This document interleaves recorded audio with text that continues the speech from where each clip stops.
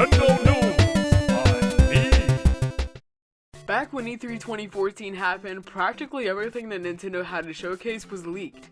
Okay, not everything, but there was Project Guard and Project Giant Robot, and Star Fox was also leaked, and even though they never showed any footage, it was still kind of a big deal. But then, the one thing that caught me way off guard was that there was a game there that would soon become Super Mario Maker, simply titled Mario Maker. My first impression of it was, well, meh. The idea of creating Mario levels just kind of bored me. It just didn't seem like the thing that I just immediately needed. But man, Nintendo knows how to get somebody pumped for a game. We had the Nintendo World Championships where Super Mario Maker was the final game in the competition, and it was intense. Then we got the Best Buy demos a few days later where we got to try out the game, and over the past few weeks, I've just gotten more and more hyped for it. So I woke up on the 11th, got breakfast, and headed to Best Buy to pick up the game. I would have went to GameStop, but you get a really cool pin set from Best Buy, so... And kaboom! Here we are with the super ultra mega powerful Mario level creating machine. Super Mario Maker. You may or may not know this, but 2D Mario platformers really aren't my thing. New Super Mario Bros. On the DS was great, but man, I feel like they just went way downhill from there. The levels and stories, the gameplay, overall, felt like the same thing every time, and I didn't like that. There wasn't enough going on to keep me interested since around the time New Super Mario Bros. Wii hit store shelves. It's always felt like getting a piece of pizza knowing somebody already ate the cheese off of it. Yeah, you have a pizza, but not a true pizza, not one that tastes or looks good compared to the other pieces.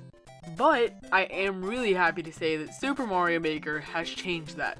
So, now it's time to make a level. Since I started thinking about getting the game, I had one level in my head planned out.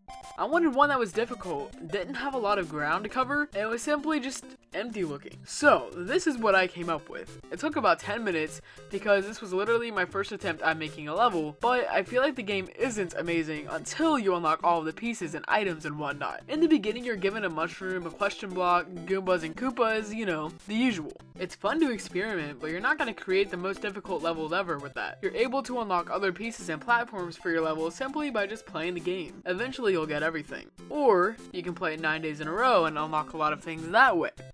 Maybe it isn't even that. Maybe I'm just terrible at making levels. Well, yeah, that's part of the problem also. But really, once you get the majority of your platforms and item boxes and enemies and all that, then the possibilities are absolutely endless. I do have to say also, I was a little bored in the beginning. It just didn't seem like there was a lot of options for creating said level.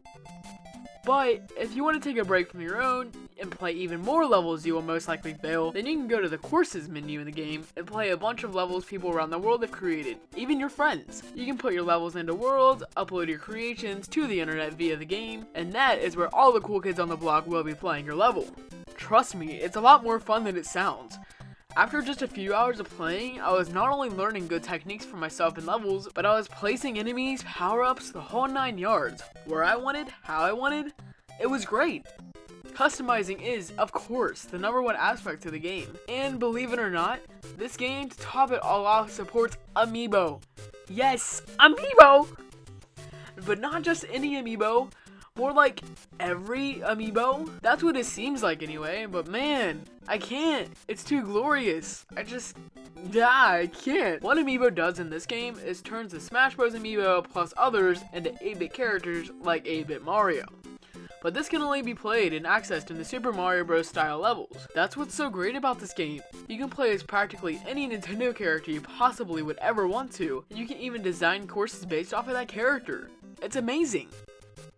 For example, why not take a swim through a Splatoon-inspired level as a squid? Or what about going into Wario's gold mine where you can collect countless gold coins? You can do all of that and so much more with this game, and that's what makes it a beautiful thing. But dude, one thing I cannot stand about the fact is, you don't have checkpoints. There are none. Wouldn't this have been a decent thing to add, Nintendo? These are levels you actually need a checkpoint for. So many things can go on at once while playing or designing a level. You can die and go back to the very beginning again because checkpoints still are not a thing just like they weren't 4 seconds ago. Or you can make a Goomba ginormous and make it fly. Or one of my favorite things, checking out your live notifications.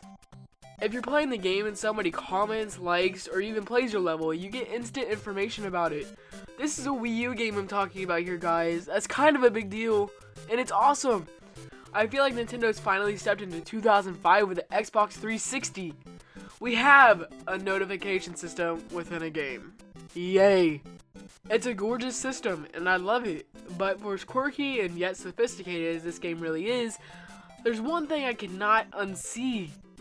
Wait for it. Here we go. You're about to be scarred for life, and I'm so sorry. Oh, look at this thing!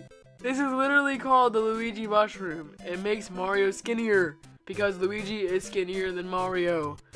This is gonna give me nightmares one day. I can see it already. Is he off to steal your girl, or is he gonna go back to the gym? Who knows? But dude, the blockhead does not work. Oh my gosh! But let's look away from that and look at what really is beautiful about this game. Mario turning 30. Lots of great games have happened with him, but dude, this literally brings it all together. Whether you're playing the 100 Mario challenge to get amiibo costumes, or creating custom sound effects, or making a ridiculously tall stack of enemies, this game has it all.